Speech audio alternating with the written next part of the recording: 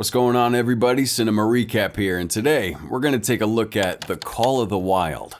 Set during the gold rush of the late 1800s, the film follows a dog named Buck as he's stolen from his home in California and sent to the wilderness, where he befriends an old outdoor salesman and begins a life-altering adventure. Spoilers ahead. Yet another story about man's best friend. It all starts with a gold rush and how men flocked to the West in droves and in search of the yellow metal. Now, the voice invariably says they needed big dogs to help with the wild terrain. And then it introduces us to Buck, a domesticated dog, which really is another way of saying that Buck is spoiled. And more so, he wouldn't survive very long in the wild with those gold prospectors. So now Buck's seen strolling through town, causing a little trouble everywhere he goes. He heads back to his master's house, who just so happens to be one Judge Miller. He wakes up the girls and quickly heads for the kitchen. Apparently, he's notorious for ruining dinner. And so upon sensing his approach, the kitchen staff quickly hide away all the food, so Buck can only sulk at this. So the judge takes him outside to avoid any other antics, because today is supposed to be a special day, and the judge is expecting some company. But Buck, aka our bad dog, finds a way around this. Now, while a family reunion picture's taken, Buck stumbles upon the dinner spread and ravishes it all. And so there's not going to be a celebration today, well, at least not anymore. Now, to discipline Buck, the judge lets him sleep on the porch for the night. It's barely time for bed when Buck hears a whistle out there in the front of the owner's house. He follows that sound, and it looks like there's a guy with an accomplice looking to steal Buck away. And they entrap the poor dog with a little snack inside the crate to take him. And soon enough, we see that crate is being transferred to a freight train that'll take him far away from his original home. And while being moved cross-country, he's still in his sealed crate, until a man breaks it open. And this same man proceeds to lay down the law by Buck. That is, the law of being whacked with a club if Buck doesn't do what he's told. But soon enough, as the days pass, Buck's able to break free from his shackles and run onto the deck of the boat. Now we see that it's an icy wilderness at the shore. According to the narrator, it's a no man's land. So now we just see Buck being dragged through the crowd, and at some point he evades his handler. He goes to stumble upon John, who dropped his harmonica. Now Buck makes sure he returns John's harmonica, being the good dog that he is. And where was that all along? So John appreciates the gesture, right at the same time the handler catches up with Buck. Now Buck's taken to an improvised shelter for dogs. And this is where Peralt finds him, as if he were a diamond in the rough. You see, Peralt is a cross-country mail delivery man and he needs dogs. Or more specifically, he needs two dogs, as voiced by Francois, his assistant, later on, upon seeing Buck for the first time. Instead, he's opted for a bigger dog in the mold of Buck. So Peralt then tries to brief his pack of dogs on the journey ahead, complete with a chart and some pep talk. Francois doesn't buy it though, because she knows, deep down, that they're just dogs. Peralt straps all his dogs with Buck at the tail and they're soon on their way. But Buck isn't experienced at pulling sleds through the snow, and so ends up derailing the efforts of the other dogs ahead of him, especially Spitz, his canine file leader.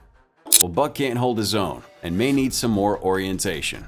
And so in a sequence of shots, Buck is slowly shown to be improving on his technique and learning to work with a pack, think more along the lines of a wolf pack, for instance. And speaking of which, Buck starts seeing some kind of alpha wolf in vision, but this wolf spirit starts to guide him on his journeys to become a better dog. Now Buck starts to become popular amongst the other dogs of the sled pack, seeing Spitz as an authoritarian leader who bullies everyone. Buck, on the other hand, is kind and thoughtful. In one scene, Francois starts to drown while checking for soft spots in the ice. Buck's able to rescue her and preserve himself for good measure. And this action brings delight to Peralt, but makes Spitz jealous in the corner. The game is on then. Now that night, Buck's spending some time around the campfire with Peralt and Francois. She's teasing Peralt that he cried for the sake of Buck when he thought Buck was gone for good. Peralt denies the allegations vehemently and leaves for the tent. She hangs back to tell Buck that she now has a reason to believe in him too, even if she admits Buck doesn't understand what the heck she's talking about. Spitz is watching this from his perch, with his medium-sized dog brain that still hasn't outgrown any inclination for jealousy. So he watches and waits. Now that night, a rabbit runs past their campsite, and Buck's the first to give chase as he barks out. The other dogs follow him, and when he catches the rabbit by his sheer speed of running, he does something different. He lets it go, but it doesn't get really far because Spitz comes out of nowhere and just recaptures it. The other dogs, including Buck, had already started to congratulate themselves on their compassion towards the rabbit and are shocked when Spitz does the opposite. So Spitz challenges Buck to a dogfight, and at first, seems he's getting the better of Buck, and he even goes to slam Buck WrestleMania style. So Buck's out of energy as he's laying there in the snow. Spitz on his part isn't so victorious because the other dogs get the idea to revolt against them. So round 2 is set up as the other dogs bark some encouragement towards Buck, and Buck sees the vision of his guardian angel wolf again, getting motivated. And so the fight ensuing ends very quickly as Buck counterslams Spitz. And as the rule of all wolf and dog packs goes, Spitz has to resign with his tail in between his legs literally, and he strikes out on his own into the night. So the next morning, Peralt and Francois are heard calling out for Spitz. Well, he's been disgraced and toppled, so he's left. Peralt needs to find a new pack leader now, and Buck has voluntarily planted himself in front. Peralt on his part prefers to walk by dog seniority, and as such he brings the right candidate forward, but even that candidate refuses to be the leader. And the dogs have all silently agreed that Buck is their leader. So Peralt's frustrated, at first, when he sees how difficult they're being. But he also sees he has no other choice, especially if he's to get to the next stop on time. And so Buck's allowed to lead the pack on this run. And start well he does, which suggests he's likely to do a great job of it. Now the sled is making good time and pace, with Buck leading the other dogs. Now as they're going along, they encounter an avalanche. What can they do to avoid it? Maybe they can run a little faster. Even at that, the avalanche is falling fast and gaining on him. Buck's guardian wolf appears, and seems to be telling Buck how to follow an ice tunnel into the rock. So Buck does this, and his team of dogs and humans are able to avoid being buried in the snow. Even more importantly, they arrive at their destination in the nick of time as the whole town waits for some correspondence from loved ones. Peralt makes a nice positive remark towards Buck and even Francois as he watches the recipients of the mail chat happily with each other. Buck's watching along. So the next morning they're all on their way out of town to the applause of the town's residents. John from earlier just about catches them on their way out. He's got a letter for his son's birthday, and he also recognizes Buck. Then there's a time lapse, and an entire season of a trip passes. Now Buck and his pack with their human masters, Peralt and Francois, arrive again to the same town, and the clerk at the post office calls for Peralt's attention. It seems he has some personal mail, and sadly it says that Peralt's services as a long-distance mailman will no longer be needed with the invention of the telegraph. So he shares this news, and the problem of retiring the dogs arises. And so they're left at a shelter, but not before they both bid them a farewell. Soon enough, new owners come calling, and they seem to be a little bit more tasking for the dogs. John's still in town, and he's trying to help and guide these new owners, one of which is named Hal, who doesn't trust John's intentions over the promise of getting to the gold before anyone else, but clouding his judgment. So they eventually get going with their sled being overpacked, and not long before the dogs start getting tired. But Hal's over here insisting they gotta go on, irrespective of anything. And he lashes a whip in the air, and the dogs have to comply. Now we see John having some breakfast, when he gets an idea about the thawing snow. Now John catches up with Hal's entourage as it stops dead in the snow, and the dogs exhausted, especially Buck. And John's warning them that the snow has begun melting, making their journey potentially more treacherous. But Hal refuses to listen and rides on, not before John is able to relieve Buck from the rest of the pack. So he welcomes Buck to his home, and it takes Buck 2 whole days to recover physically and emotionally. Now afterwards, John lets Buck go and tells him that he's on his own now. But Buck's not going to be shaken off that easily because that evening, he traces John to a bar and observes him through a window. And now we see Hal arriving, wanting to pick a fight with John, but Buck feels the urge to intervene ahead of the town's red Indian native who settles the quarrel by throwing Hal out of the establishment for packing a firearm inside.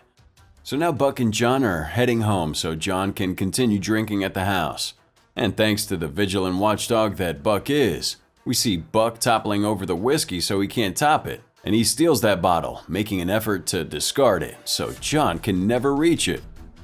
So jump to next morning. John has one of his infamous ideas. He says they both go on an adventure beyond the lands that have already been known. And he's taken this idea from his deceased son. And Buck's looking like a good substitute and travel companion to replace his son. And they soon set out on their boat. John plans to navigate the whole trip by taking the river route that extends for most of the way. And they do this for like 2-3 days at first, when the river is calm and clear. But we see those whitewater rapids coming, and John struggling to control the boat. And when they successfully get out of this mess, John looks over and sees the canoe has developed leaks. So he says they gotta walk the rest of the way. They soon find this abandoned cabin that probably belonged to a prospector, so they start to clear it out and find a nice little spot to stay at. But Hal is following closely on their tracks, and he's just now arrived at the old John residence while brandishing a gun. He finds that map on the floor and compares it with his. It seems that his worst fears have been validated because John's after the gold, which isn't true because John's doing it for his son's sake. So now Buck and John are soon settling into their new home, and John even finds another bottle of liquor as they're cleaning the log house. But Buck isn't sure he can depend on John not to get drunk. John, however, asserts that he's the authority figure in this relationship and insists he's keeping the bottle. He hides it away safely while signaling to Buck that it's not to be touched. So the next day, John jumped into the lake for a bath, as Buck watches nearby. And while he's doing his thing, he spots something yellow in the water. It's gold, and it's a substantial amount of it, at least enough to warrant developing a hobby out of trying to find it. So, with his washing pan in hand, John starts to find small rocks of gold. Buck even throws a hand at it, or his teeth, picking up those yellow rocks from the lake bed. And soon he's distracted by a woman, a nice white female wolf, to which he's pursuing. And when he catches up with her, she eyes him all suspiciously, like any woman being stalked would. And then she angrily dismisses his gesture of friendship. Buck's all disappointed, but not discouraged. And the opportunity presents itself to impress this female wolf. Now, as the wolf is hunting a boar with her pack, they're across the river from it. One of her kind makes a false move and slips on the rocks. He's then swept away by the fast-moving current and almost drowns as it's holding onto a tree trunk. And then Buck steps in and uses his strength to pull the wolf to safety. Aw, now she's looking impressed. Hurrah! She lets him visit her more often. But this also means more and more time away from John. John has also noticed this, and isn't necessarily complaining, even though Buck starts feeling guilty and is caught in some kind of predicament. So John makes that decision for him, as he sees that Buck has found his girlfriend and joined a proper pack of dogs. Well, John sees that Buck is happy, and in one scene, Buck seems to look up to John for permission to hook up and hang out with his new girlfriend, and John agrees to it. This is the beginning of the end for both of them, and especially of Buck's eventual independence. John now realizes they both have to go their separate ways. Buck's found a new home amongst his kind, and John knows he must do the same, but not where he currently is.